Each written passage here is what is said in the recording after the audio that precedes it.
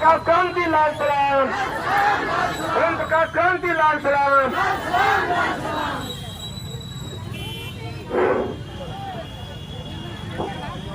साथी अध्यक्ष जी, आज के महापड़ाव में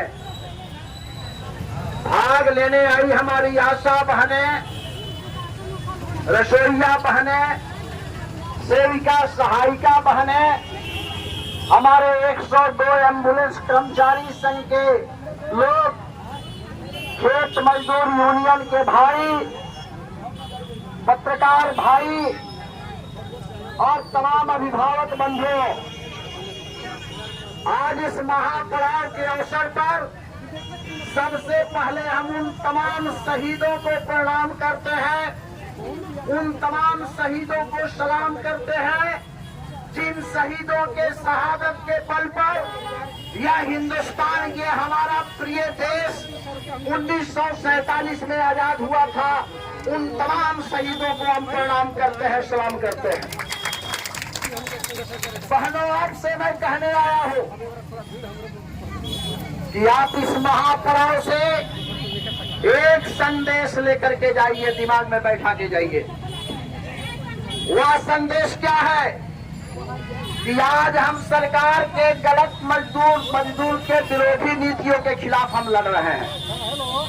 यह सरकार इस महापड़ाव के बाद नहीं चेती तो जिस तरह से चावल पका के भात बना के अदहन में और मार पसा देती है 24 के चुनाव में, उसी तरह से इस सरकार का भात पका के मार पसा दीजिएगा। संकल्प लेकर के जाइए, संकल्प लेकर के जाइए कि आटा को सान करके रोटी बना देती है, उसी तरह से इस सरकार को सान करके 7 समुंदर फेंक देंगे हम। संकल्प लेकर के जाइए कि जिस तरह से सब्जी को काट के सराई में रख के सिझा देती है, 24 और 25 के चुनाव में ये सरकार नहीं चेती तो इस सरकार को भी हम सब्जी की तरह काट करके सिझाने का काम करेंगे। आज समझती है बहनों, बहुत सारे भाई हमारे हैं कि लड़ने से क्या होता है, धरना देने से क्या होता है, प्रदर्शन करने से क्या होता है। तो क्या किया जाए, सत्य क्रांति में हाथ बजा के 10 रुपया सुना जाए। अरे लड़ने से ये संदेश जाता है कि हम जिंदा है, धरना प्रदर्शन से ये संदेश जाता है कि हम जिंदा है। हमारा आंदोलन ये संदेश दे रहा है कि हम जिस चंपारण के लोग हैं, हमारे शरीर में राजकुमार शुक्ला का खून बह रहा है, हमारे शरीर में उन तमाम शहीदों का खून बह रहा है जिन्होंने देश की आजादी के लिए कुर्बानी दिया। और सरकार नहीं चेती तो हम जिनके वंशज हैं, जिन शहीदों के वंशज हैं, जिस राजकुमार शुक्ला के वंशज हैं, जिस दूसरे शहीदों के वंशज हैं, हम इस सरकार को भी धसा करके मानेंगे, सरकार को गति पर नहीं आनेंगे। आज केंद्र में मोदी जी के नेतृत्व में सरकार चल रही है, लाख मजदूरों की लड़ाई होती है और जब चुनाव आता है तो हमारे मजदूर भाई हमारी आशा बहन को मानदेय फोड़ कर जाता है, हिंदू मुसलमान याद आता है। हमारी सेविका बहन को मानदेय फोड़ कर जाता है, हिंदू मुसलमान याद आता है।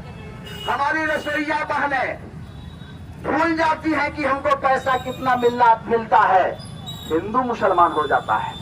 5 साल 25,000 चाहिए, एक दिन जात चाहिए, धर्म चाहिए, किसी दिन कल्याण होने वाला नहीं है।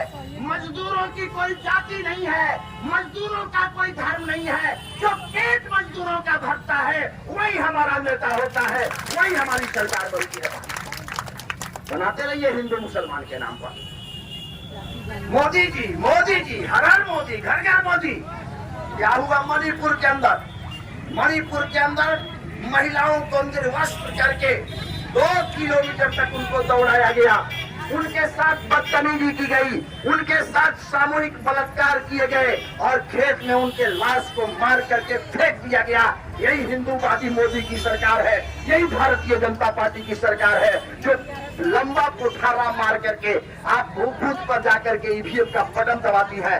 तय कीजिए कि केंद्र के अंदर बैठी हुई है मोदी की सरकार जो है, न वह रोज आशा की सरकार है, न वह रसोईया की सरकार है, न वो सेविका सहायिका की सरकार है, न वो किसान की सरकार है, न वो मजदूर की सरकार है, न ठेला चलाने वालों की सरकार है। ये मोदी जी तो आज अंबानी और अडानी के साला के रूप में, अंबानी और अडानी इनका बहनोई बना हुआ है और ये मोदी साला के रूप में इस देश का सरकार चला रहा है और देश को लुटवाने का काम कर रहा है। नहीं राजनीति समझिएगा बहनों, तो लड़ते रह जाइएगा, कुछ नहीं होने वाला है। आज शिक्षक लड़े ना, लड़े शिक्षक, देख रही है ना, यही मुझे तीस बाबू बिहार में कहते थे, बिना बीपीएससी पास कैले मास्टर ना होगा। आधी हालत क्या हुआ, आज का अखबार बयान पढ़ लीजिए। आज के अखबार में नीतीश जी को कहना पड़ा कि नियोजित शिक्षकों को बीपीएससी की परीक्षा नहीं देनी होगी, विभागीय परीक्षा पास करेंगे, उनको राज्य कर्मी का दर्जा मिलेगा। आशा रखिए, उम्मीद रखिए, विश्वास रखिए कि आने वाले दिनों में हमारी सेविका सहायिका आशा भी, रसोईया भी सरकारी कर्मचारी का दर्जा हासिल करेगी। विश्वास रखिए।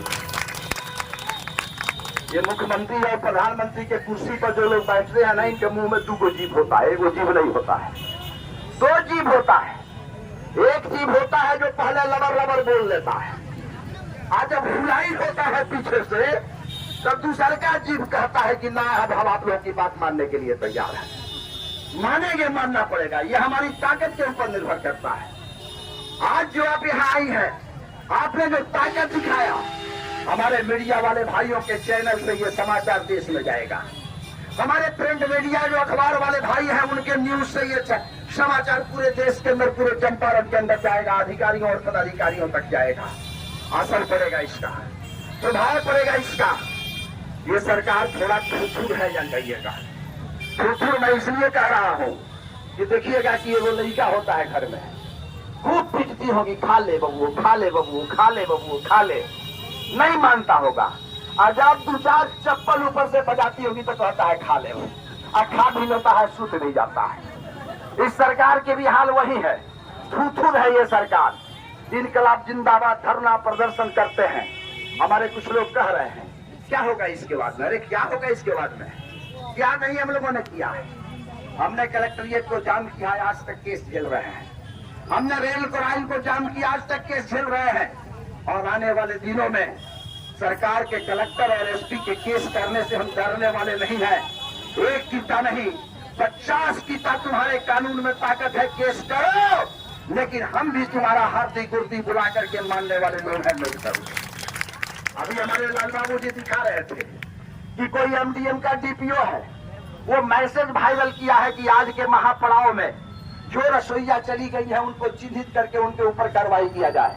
मैं इस खुले मंच से कहना चाहता हूं कि आए डीपीओ एमडीएम नोट कर लो और पूछ लो, विद्यानाथ पासवान यही एसडीओ थे, वो मध्याह्न भोजन के प्रभारी थे, और जब हम लोगों ने बेतिया के ब्लॉक चौक पर उनको घेरा तो गाड़ी में से कूद करके विद्यानाथ पासवान को भागना पड़ा।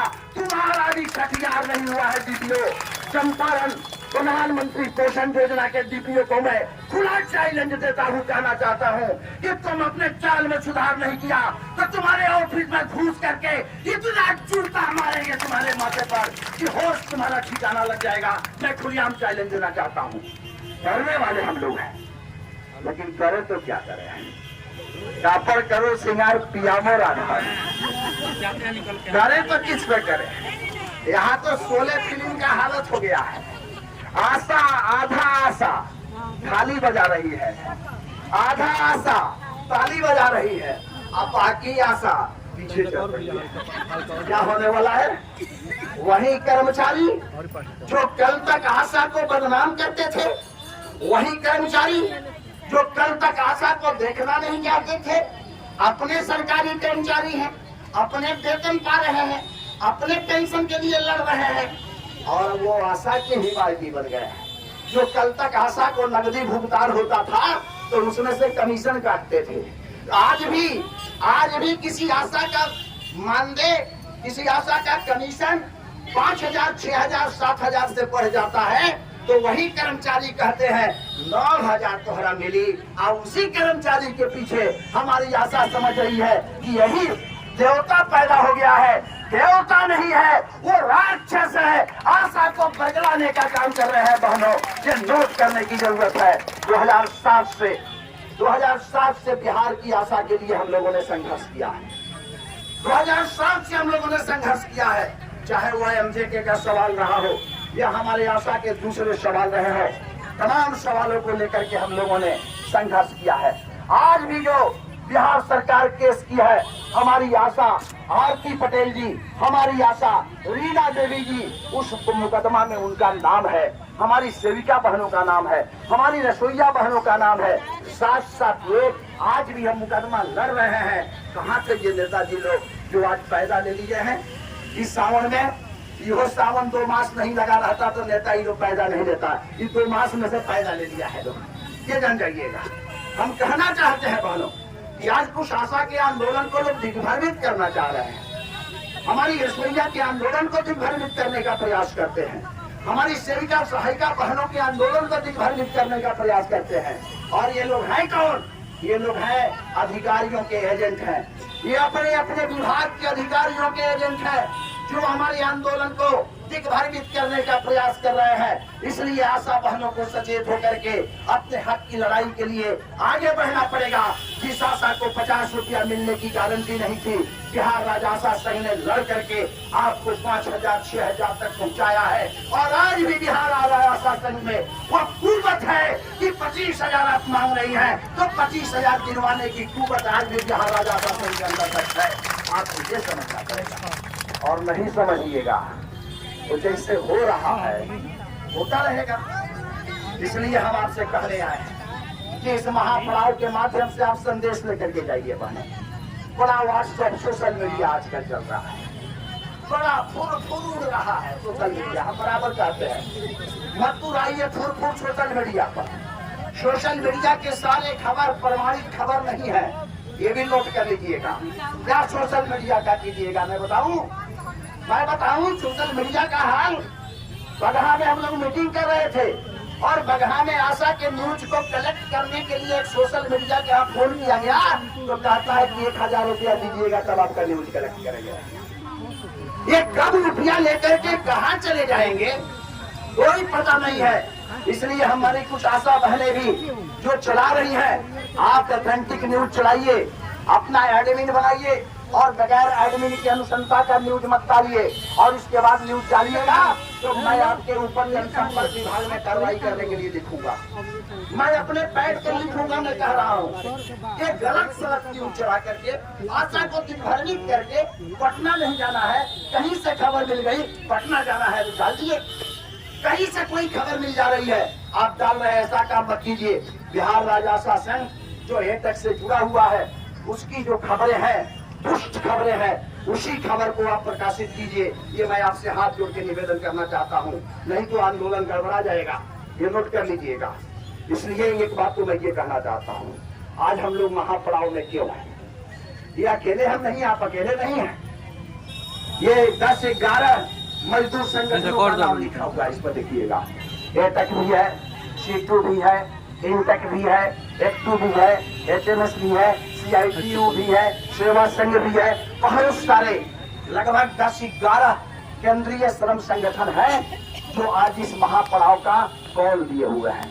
और इसलिए महापड़ाव का कॉल दिए कि पिछले जनवरी महीना में के अंदर इस देश भर के मजदूरों का एक कन्वेंशन हुआ और उस कन्वेंशन में तय पाया कि अभी जो सरकार चल रही है केंद्र के अंदर, यह सरकार जो है वह कंप्लीट मजदूर विरोधी सरकार है।